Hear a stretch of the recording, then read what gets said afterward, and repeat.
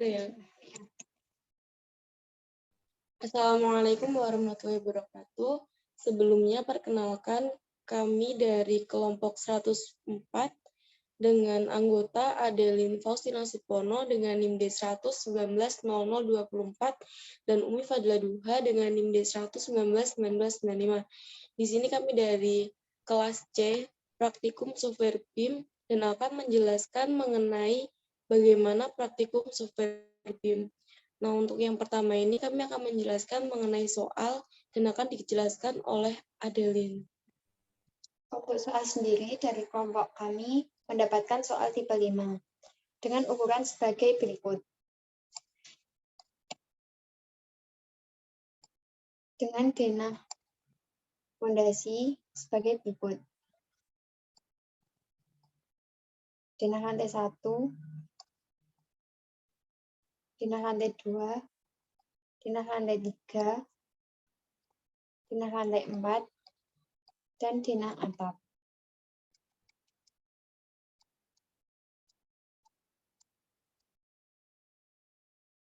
Untuk hasil akhir yang diharapkan yaitu yang pertama, gambar 2 dimensi dan 3 dimensi setiap lantai. Yang kedua, gambar konstruksi secara utuh 2 dimensi dan 3 dimensi. Yang ketiga, rincian volume pekerjaan, durasi pelaksanaan, dan penjadwalan 4 dimensi. Nah, setelah mendapatkan ukuran ini, langkah selanjutnya yaitu membuat di AutoCAD denah ke-6 denah tersebut dengan ukuran yang sudah ditetapkan tadi. Yang pertama, menggambar denah fondasi. Yang kedua, menggambar denah lantai 1. Ketiga, denah lantai 2. Yang keempat, denah lantai 3. Yang kelima, denah lantai 4. Dan yang terakhir, denah atap. Setelah ke-6 gambar denah ini jadi, selanjutnya diekspor ke Tekla. Nah, nanti jadinya seperti ini setelah digambar. Nanti ada 6. Yang pertama lantai atap, lantai pondasi, lantai 1, lantai 2, lantai 3, dan lantai 4. Sebelum menjadi gambar seperti ini, langkah yang pertama itu dengan memasukkan seperti kolom dan kayak BIM gitu. Dengan ukurannya tadi yang sudah ditentukan, dimasukkan sesuai nama dan ukurannya. Kemudian langkahnya yaitu dimulai dari yang pertama denah lantai fondasi, kemudian lantai 1, lantai 2, lantai 3, dan sampai lantai atap. Dan nanti akan menjadi seperti gambar ini.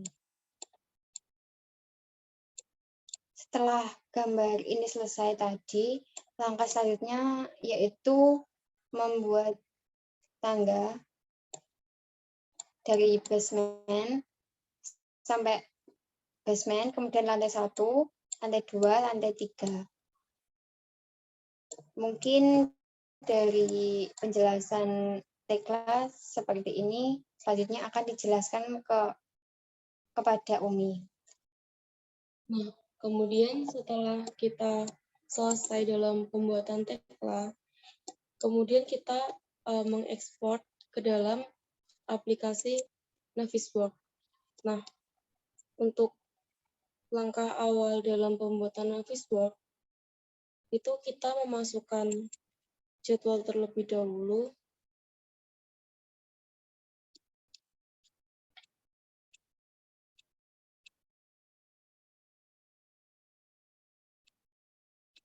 Nah, di sini kita akan memasukkan nama-nama kegiatan. Kemudian kita menuliskan kapan dimulainya pekerjaan itu dan kapan pekerjaan itu akan berakhir. Nah, setelah itu setelah semua pekerjaan dituliskan dan ditentukan tanggalnya, di sini akan terlihat bagaimana penjadwalan pekerjaan-pekerjaan dalam proyek itu. Kemudian untuk output dari pembuatan jadwal ini itu berupa video rendering. Untuk videonya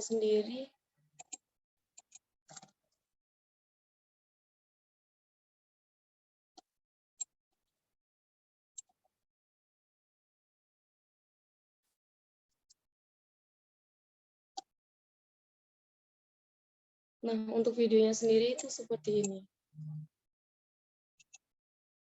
Di sini akan tertulis untuk pekerjaannya dan tanggal kapan dimulai dan berakhirnya pekerjaan itu.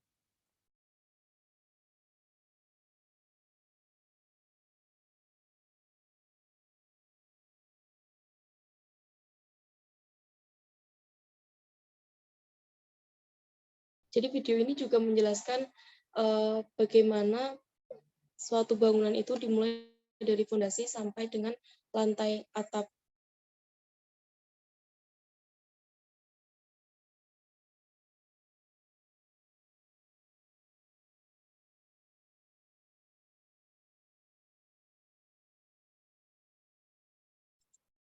Nah, kemudian di sini saya akan menyebutkan bagaimana pembagian ranah kerja dalam kelompok kami. Nah, untuk yang pertama, dalam pembuatan CAD sendiri, itu kami buat penanggung jawabnya berdua. Nah, kemudian untuk pengerjaan tekla sendiri, itu tanggung jawab besar ada di Adeline. Tapi ketika kita revisian itu kita kerjakan bersama-sama. Kemudian untuk Navis Work-nya sendiri, itu penanggung jawab besarnya itu ada di UMI. Nah, tapi ketika ada revisian juga, itu kami kerjakan bersama-sama. Nah, kemudian untuk pembuatan modul ataupun penyusunan laporannya sendiri, itu kami kerjakan bersama-sama. Nah, mungkin itu untuk pembagian ranah kerja dari kelompok kami. Selanjutnya, kami akan menjelaskan atau menyebutkan apa aja kekurangan ataupun kendala saat pengerjaan BIM ini. Kendala saat mengerjakan BIM sendiri, yang pertama, terjadi clash antar objek di software tekla struktur. Yang kedua, terjadi penumpukan objek di software tekla struktur.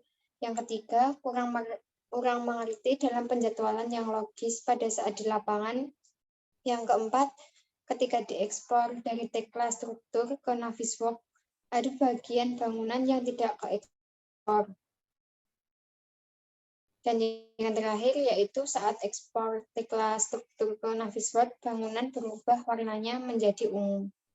Selanjutnya, kesimpulan dari praktikum ini sendiri, yang pertama, Building Informasi Modeling atau BIM menurut PUPR 22 tahun 2018 di Indonesia mulai banyak digunakan di bidang konstruksi guna mendukung percepatan pembangunan, memudahkan dalam menerapkan dan menekan biaya pembangunan suatu konstruksi.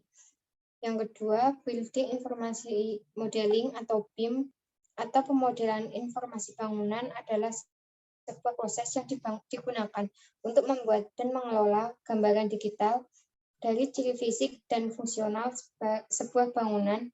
Proses ini melibatkan berbagai alat teknologi, mulai tahap desain konseptual, desain detail, fabrikasi, konstruksi, sampai operasi dan maintenance, dan bahkan sampai tahap demolisis, sesuai dengan siklus umur bangunan dan kontrak supaya dapat mencapai tujuannya. Nah, untuk kesimpulan selanjutnya yaitu manfaat prakonstruksi untuk pemilik proyek dalam penerapan Building Information Modeling atau BIM, yaitu sebagai konsep, kelayakan, dan manfaat desain konstruksi dan guna peningkatan kinerja dan kualitas bangunan yang akan dibangun. Untuk tekla struktur adalah perangkat lunak pemodelan informasi bangunan dengan permodelan 3D yang dapat memodelkan struktur yang menggabungkan berbagai jenis bahan bangunan, termasuk baja, beton, kayu, dan kaca. Nah, untuk Navis Work Manage sendiri adalah solusi tinjauan proyek komprehensif yang mendukung koordinasi, analisis, dan komunikasi maksud desain dan kemampuan konstruksi, atau dapat diartikan sebagai model 3D untuk menunjukkan antara dua balok yang berbenturan berkode warna, atau gabungan data dari berbagai sumber untuk mencegah masalah. Nah, mungkin cukup sekian penjelasan dari kelompok 104. Apabila ada kurangnya, kami mohon maaf. Assalamualaikum warahmatullahi wabarakatuh.